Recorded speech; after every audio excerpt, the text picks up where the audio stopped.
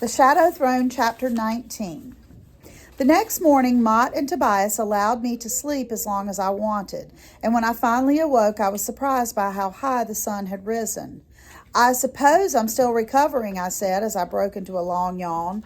"I expected to be past all that by now." "After only 2 days?" Tobias arched an eyebrow. "Does it bother you much on those moments when you remember you're only human?" "Very much, actually," I chuckled and looked over to Mott. "How much food does this inn have? I think we might wish to order it all." He dipped his head at my request and said he would ask for as much as they would give us, and then left. An hour later, we were well stocked with good food and on our way again. It would be some time before the wounds I had suffered in the Avenian camp were healed, and perhaps some would never heal. But life was returning to me, and I was eager to rejoin my armies. After another day and a half's ride, we crossed into Carthia. We took an opportunity to get some rest. "Where do you suppose she is?" Tobias asked. "Oh, Amarinda could have made it back to Drilead by now," I said, "and if not, Harlow would have sent out orders to search for her everywhere." "So will Vargan," he said. "I promised to protect her, and I didn't. If anything happens to her, trust her to protect herself," I said. "She is intelligent and resourceful, and stronger than she's ever been given credit for." "I know all that." Tobias nearly spat the words at me. "I know who she is. Probably better than you." I turned to him and might have been harsher in the worry if worry wasn't etched so deeply into the lines of his face. In a gentle tone, I only said, "We'll find her, Tobias." We fell silent then, and my attention went down the hill to a trail that looked as if it had been worn by hundreds of footsteps. I doubted they were Carthian. No commander of mine would have led our soldiers on a march this close to Avenia's border. It was too risky. But someone, likely soldiers of Avenia or Mendenwall, had recently come through here. We ducked low, just in case they were near, and then watched and waited. Within a few minutes, Mott joined us, and we debated whether to follow their trail or to proceed to Falstan Lake in the entirely different direction. "Wait a minute." Tobias held up his hand to silence us. "Wait a minute. Do you hear that?" If I listened carefully, then I did hear something. It sounded like a moan rising up the hillside from somewhere near the trail below. Tobias rose up tall, clearly with the intention of going down to investigate, but Mott pulled him back. "He sounds injured," Tobias hissed. "We have to help him if he is." "Well, he's our enemy," Mott said. "You're going to help him get well enough to return to the battlefield and kill more of our men?" "But that man isn't our enemy," Tobias turned to me. "Isn't that what you said before? That only their king is your enemy?" I said that, but did I truly mean it? It was certainly possible that the moaning was a trap to lure us in, which was the last thing I wanted to face. If we met on the battlefield, that man and I would have to engage in a fight where only one of us walked away. But if he was injured and helpless off the field of war, did I then have an obligation to try and save his life? But obligation or not, I couldn't just leave him here to die. During my time with the pirates, I had promised myself that I would not go down the dark paths they had followed.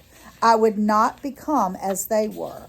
So I nodded my permission at Tobias. Then Mott and I pulled out our swords to accompany him down the hillside.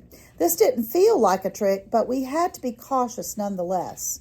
Tobias saw the man first, and to my surprise, he started laughing. We caught up to him and couldn't help but join in. This man, this supposed enemy, wasn't much older than I, and had all the ferocity of a frightened lamb. He had become caught in a hunter's rope that had grabbed his leg and whisked him upside down and into the air. Everything that wasn't attached to him had fallen out of his reach, including a poorly made sword that barely looked sharp enough to skewer a plum. He wore a livery similar to our own and must have been upside down for a long time, so that his face had now become as red as his hair. Truly, he was a ridiculous-looking sight. When he saw us coming, He hailed us as friends and said, "I beg you to help. Please get me down." I walked around the area, beating at nearby bushes to be sure no one else was hiding there. He rotated his weight until he turned to Mott, the oldest of our group, and the one he would naturally suspect was in charge. "I've been here over a day, sir. The pain is becoming intolerable. As a fellow Avenian, I beg you to help me." With my Avenian accent, I asked, "What is your name?" Mavis Tock. My father's a candle maker in the South." "Ah, then you must have learned your fighting skills from him. How did you get into this position? Are you being punished?" "No." "Are you being hunted?" I squinted at him. "Or are you the bait?" "We were marching, but I was terribly thirsty, so when I heard a stream, I snuck away to get a drink. And when I ran to catch up to the others, faster than I knew it, I became caught in this trap. By then, everyone was too far to hear me calling for help. I'm not even sure anyone knows I'm missing." Tobias removed his knife and went to cut him down, but I pressed him back with my hand. "Where's your group going?" "North. Apparently the armies of Gelen were stopped at the border by a small group of Carthians. I heard that Gelen would have won, but Weimar arrived at the last minute and sealed Gelen's doom."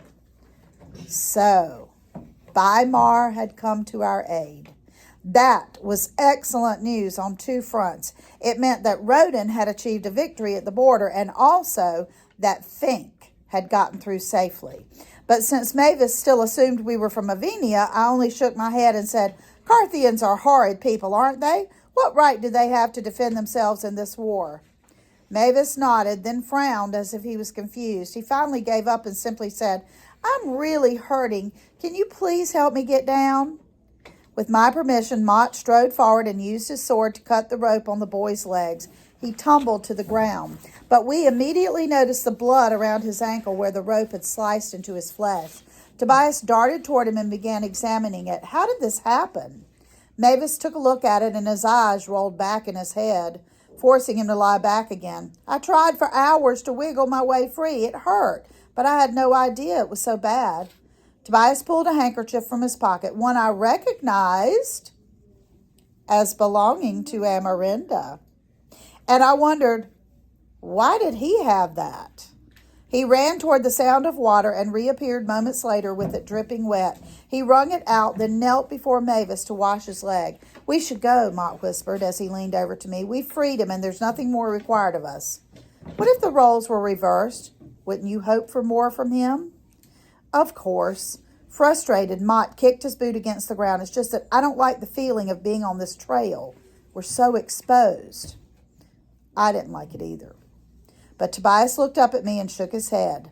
Now that he had washed the blood from Mavis's ankle, it became apparent how bad the injury was.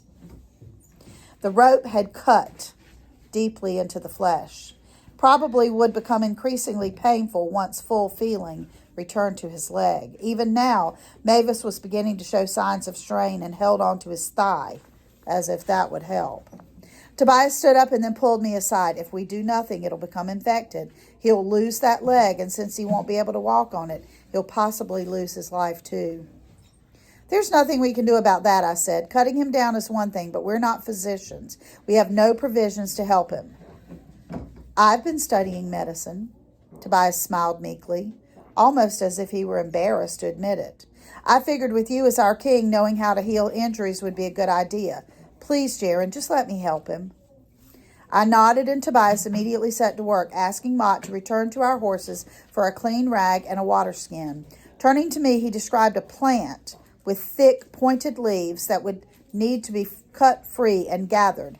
He said it had a gel inside that Mavis needed. "Where do I find it?" "Near water and in full sun." I nodded at him and hurried toward the stream. After Mott and Tobias had kept such a careful watch over me these past few days, it was disconcerting to be alone, and my senses were heightened.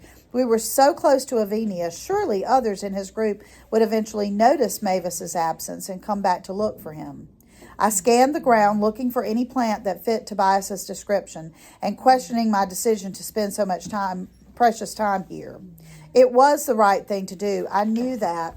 And yet Mott's suggestion that I was strengthening the enemy also lingered in my mind. Mavis might not be any sort of warrior, but that didn't mean he was incapable of doing us damage. Finally, I wandered far enough downstream that I saw Tobias's plant. I pulled out my knife to collect some of the leaves, but from this angle, something caught my eye. A sparkle of ruby, cut in the shape of a diamond. That was odd. When I turned to look at it, I immediately recognized the object the ruby was attached to. It was a shoe, but not an ordinary shoe. With nothing better to do while riding in Tobias's escape carriage so many days ago, I had stared at that same ruby for some time. And I knew it now. This shoe belonged to Amarinda. The princess had at some point been in this exact spot.